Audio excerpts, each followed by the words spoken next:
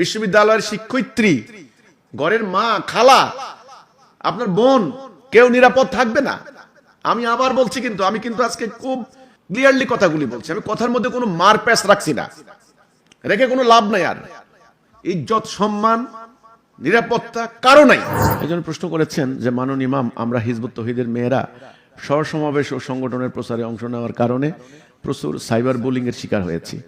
এখন ঢাকা বিশ্ববিদ্যালয়ের শিক্ষক পর্যন্ত রেহাই পাচ্ছেন না। কিভাবে এটা থামানো যায় একটু বলবেন কি?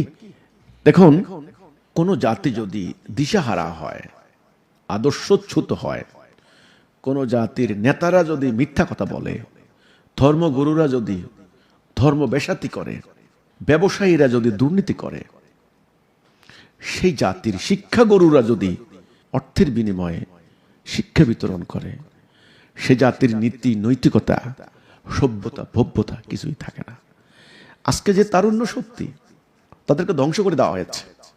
তাদের কোনো আইডল নাই, কোনো আইডিওলজি নাই। তারা গালাগালি হচ্ছে তাদের এখন মুখের ভাষা, বিশৃঙ্খলা হচ্ছে তাদের এখন ক্রেডিট, ধ্বংসাত্মক কার্যক্রম করা হচ্ছে তাদের বীরত্বপনা। তো এখন এই পরিস্থিতিতে হিজবুত তৌহিদ আন্দোলনের এই যে মেয়েরা যখন পত্রিকা বিক্রি, বই বিক্রি, সংগঠনের কাজে যখন তারা বের হতেন, তখন 400 জায়গায় হামলা হয়েছে। লাখ লাখ, কাতারে কাতারে, লক্ষ লক্ষ, হাজার হাজার গালি, অশ্লীল অশ্রাব্য গালি আমাদেরকে দিয়েছে। আমরা কোনোদিন আদালতের দ্বারস্থ হয়ে এর কোনো বিচার পাইনি। সাইবার মামলা, সাইবার অ্যাক্ট করেছে কারো নিরাপত্তা নিশ্চিত করার জন্য, বিশেষ করে সাইবার আক্রমণ, সাইবার বুলিং ইত্যাদির কারণে।